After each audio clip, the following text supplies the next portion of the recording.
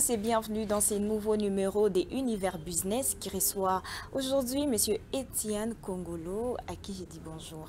Merci, bonjour madame. Et merci d'avoir répondu à notre invitation. C'est un plaisir. Alors, M. Étienne, vous êtes entrepreneur et avec vous, nous allons parler de quelques défis que rencontrent les jeunes architectes qui désirent s'élancer dans ces secteurs qui est purement complexe, surtout dans un pays comme le nôtre, la République démocratique du Congo.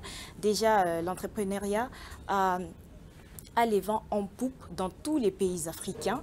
Alors, quelle est votre analyse de ces nouvelles élans? Merci beaucoup, madame, de nous avoir ici. Je dirais l'entrepreneuriat est à pied d'œuvre ici chez nous au Congo. L'entrepreneuriat étant à pied d'œuvre, je vois comment les jeunes sont en train de s'y mettre pour essayer de booster le secteur entrepreneurial. C'est vrai, il y a beaucoup de défis. Nous allons beaucoup en parler dans cette émission pour faire comprendre à nos jeunes qui voudraient aussi nous rejoindre et ceux-là qui nous ont déjà rejoints pour essayer d'élucider toutes les difficultés que nous rencontrons et aussi des pistes de solutions parce que notre pays a besoin d'améliorer surtout son tissu économique et aussi être compétitif sur le plan international. Alors aujourd'hui, nous constatons que même les ingénieurs, tout comme les ingénieurs, ils ont maintenant des numéros d'ordre, comme les médecins, comme les avocats. Alors, question de savoir, est-ce que c'est simplement pour les ingénieurs ou même les architectes sont concernés? Et partant de là, est-ce que vous pouvez émettre une petite différence entre un ingénieur en construction et aussi un architecte? Merci beaucoup pour la question. Et architecte, c'est lui qui conçoit. Voilà la phase de conception d'un édifice, qui les supervise et qui les réalise. Un ingénieur en construction, c'est celui qui prend tout l'ouvrage en main pour construire selon les plans de l'architecte. Voilà un peu la différence. Mais c'est ça au moins, c'est que beaucoup de gens doivent faire la part des choses. Être ingénieur, architecte, tout celui qui conçoit, supervise et réalise un édifice. Mais en connivence avec un ingénieur, parce que c'est l'ingénieur qui doit y faire les études préalables, de la réalisation même de l'ouvrage, tenant compte des contraintes de réalisation d'un édifice.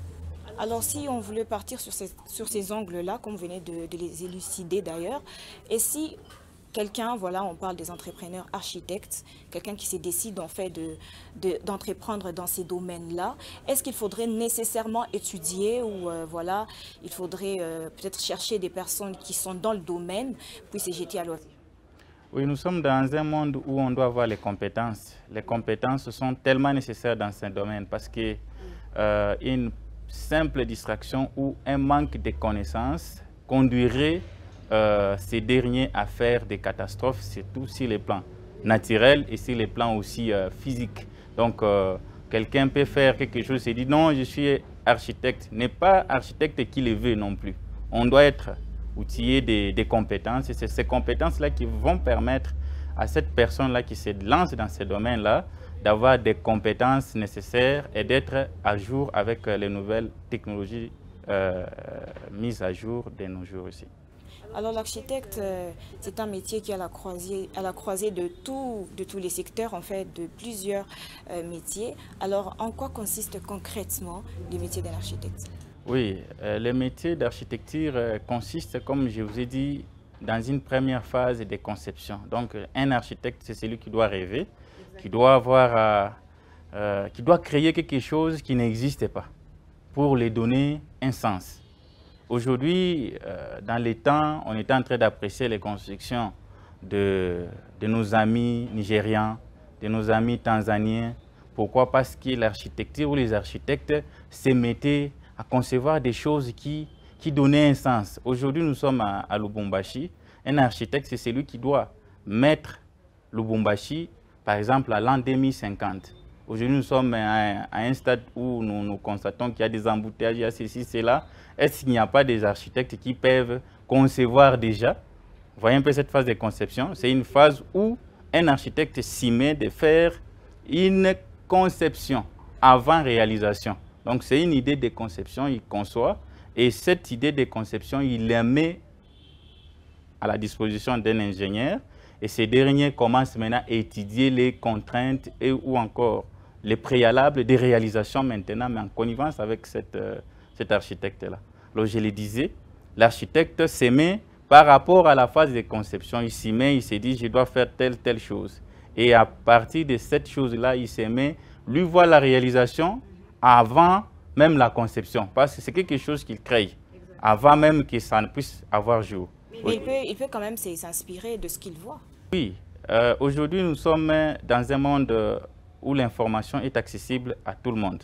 À l'ère de l'information, l'ignorance est un choix. Donc, avec les nouvelles technologies, de la communication de l'information, nous avons quand même une possibilité de voir ce que l'autre ou les voisins sont en train d'innover.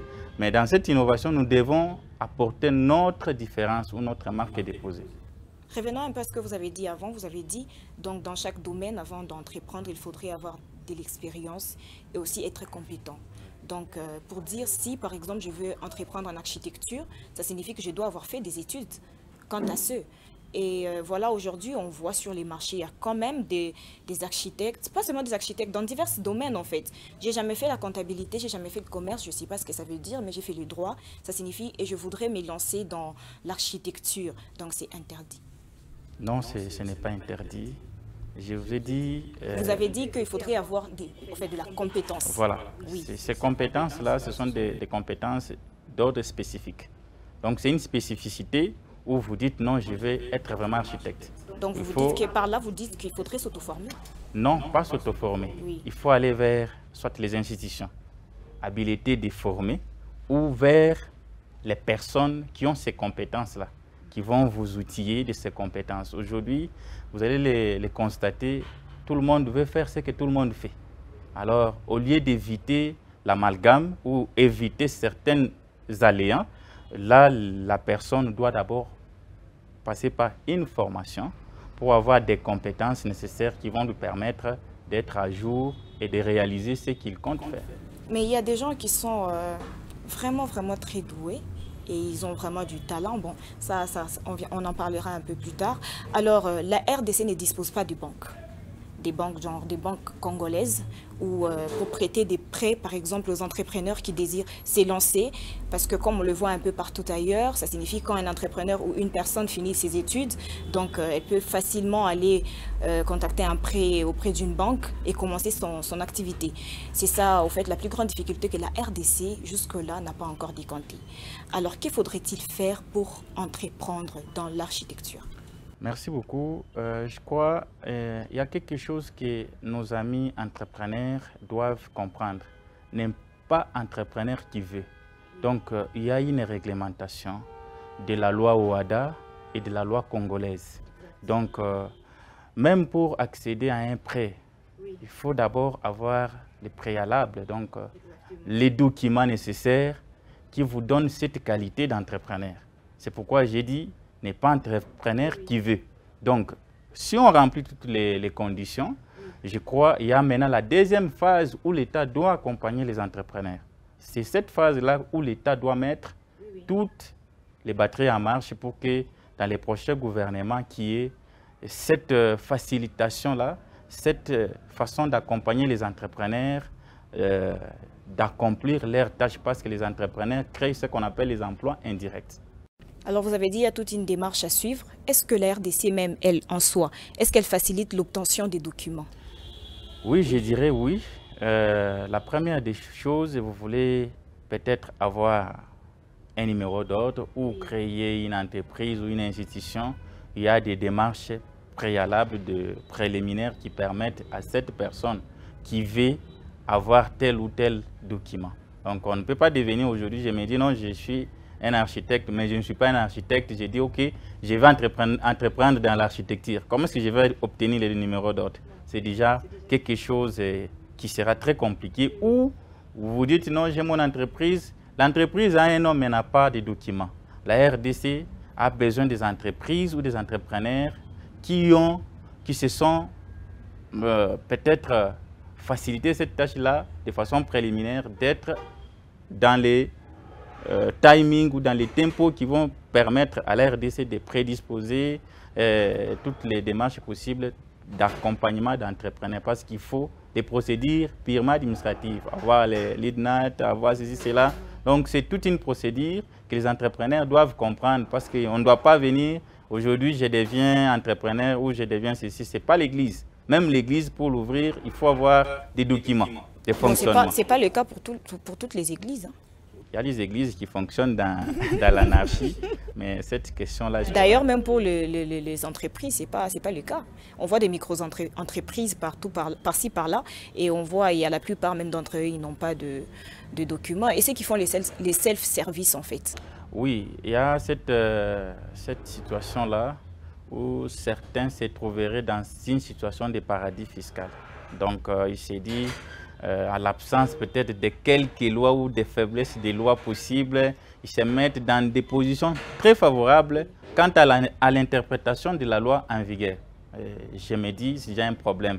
Il y a des entreprises qui, c'est déjà en poche, quelqu'un a des documents mais n'a pas d'adresse. Les jours où il y a un marché, où il y a quelque chose quelque part, directement la personne gagne ses marchés. Donc, il faut aussi lutter contre ça. L'État congolais doit nous aider à accompagner les entrepreneurs qui sont vrais, pas des entrepreneurs qui sont fictifs. Déjà, c'est un problème.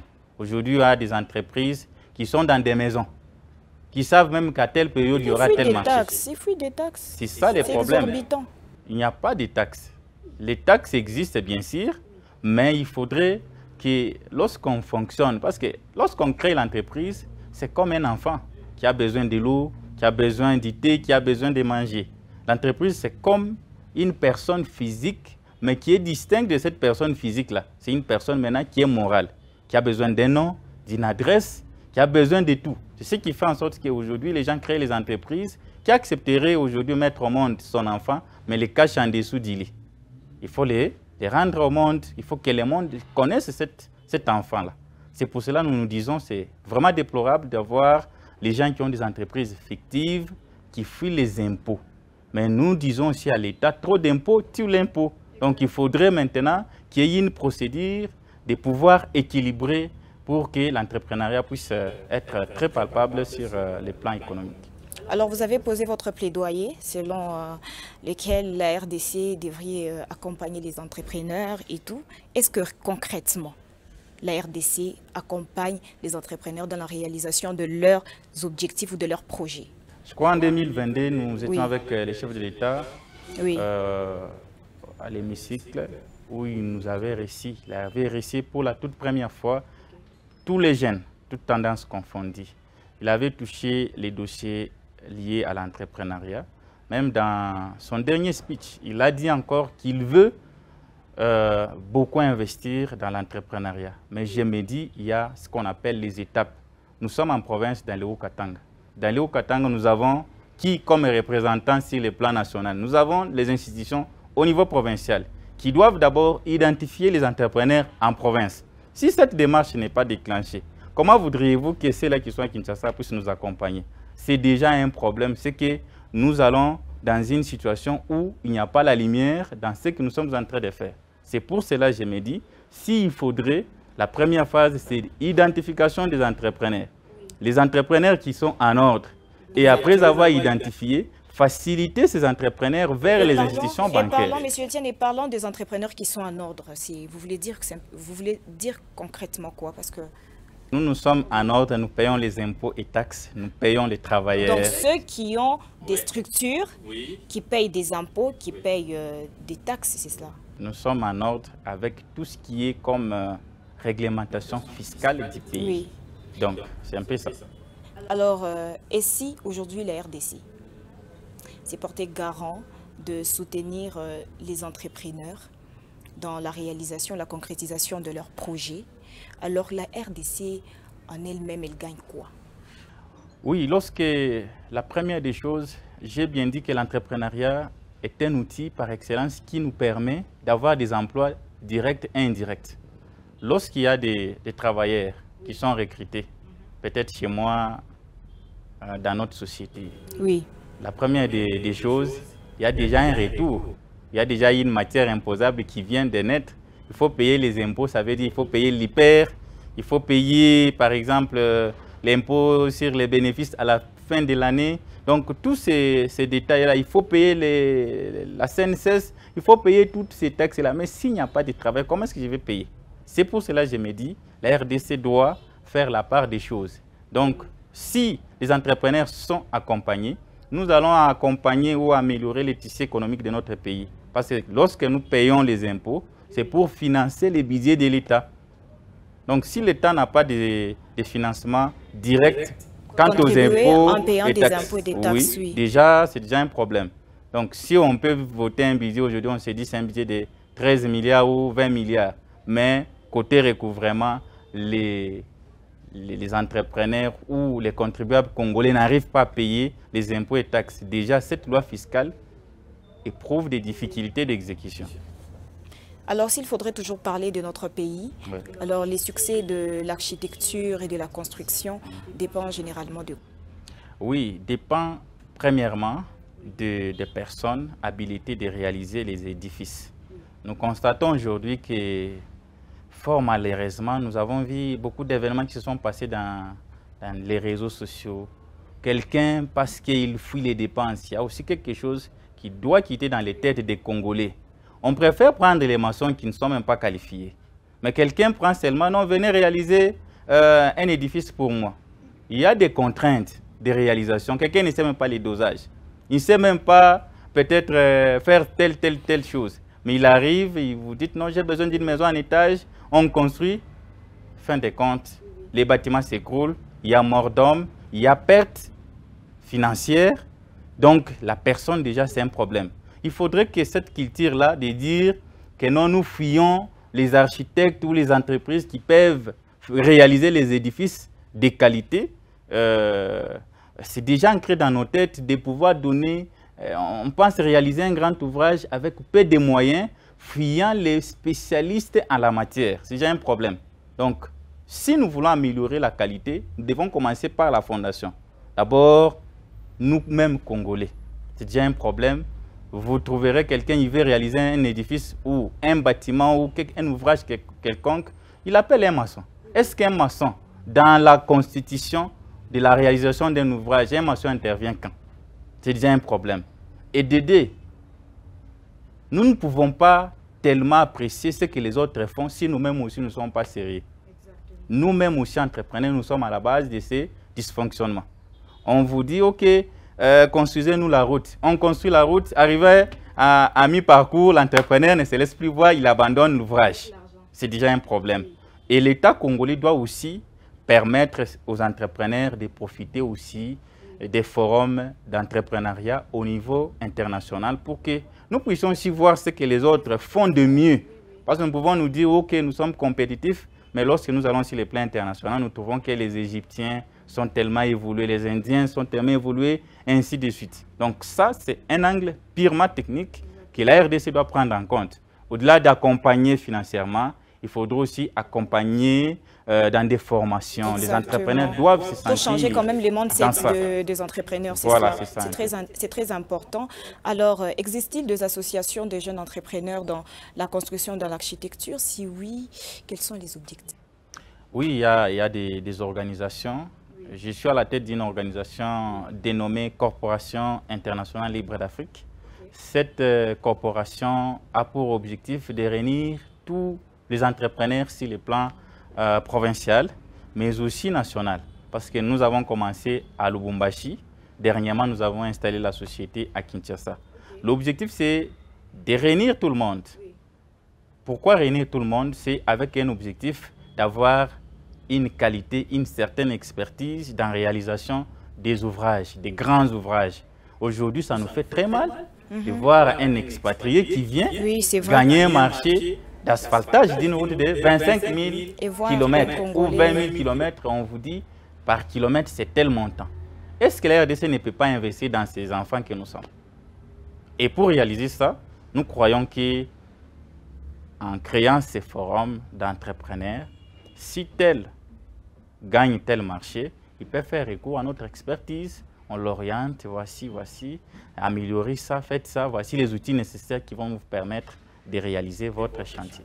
Alors revenons sur ce que vous avez dit en dehors de la formation. Alors c'est vrai que c'est un constat qui est vraiment écœurant puisque nous constatons déjà sur le marché que ce sont les Occidentaux, d'autres personnes qui investissent ici et que ce soit dans le domaine minier ou comme de construction, c'est les autres en plus en fait qui sont les plus sollicités et les entreprises congolaises sont à compter au bout de doigts. Je ne sais pas pourquoi.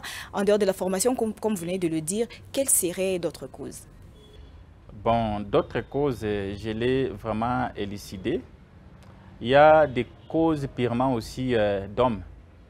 Vous pouvez être là sur un chantier, au lieu de mettre tel à telle place, donc l'homme à la place qu'il faut, un architecte arrive. Mais nous avons des mélange ça. ingénieurs, des architectes qui savent très bien faire leur travail.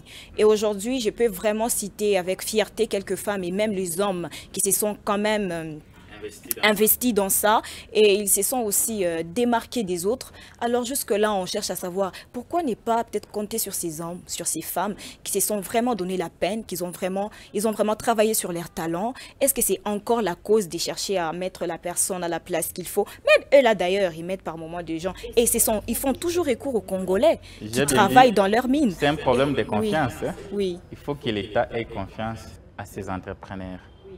Moi, je suis en train d'inverser la tendance. J'ai été très heureux d'être en compétition avec les expatriés et les ravir un marché.